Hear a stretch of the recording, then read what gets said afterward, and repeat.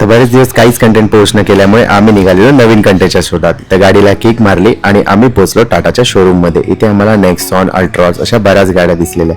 त्यानंतर आम्ही आत जाऊन बसलो की आम्हाला ते सेल्स टीम असाइन करणार होते. त्यानंतर त्यांनी आम्हाला एक सेल्स टीम असाइन केली आणि मग आम्ही गाडीच्या टेस्ट ड्राईव्हसाठी निघालो.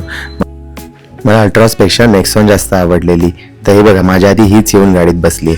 तिला बोललो आपल्याला ही गाडी नाही दुसरी गाडी असाइन केली आहे. त्यानंतर मी दुसऱ्या नेक्सॉनमध्ये बसल्यानंतर गाडीचा लुक अँड फील एकदम ऑसम होता. इंटेरियरसुद्धा मला खूप आवडलं.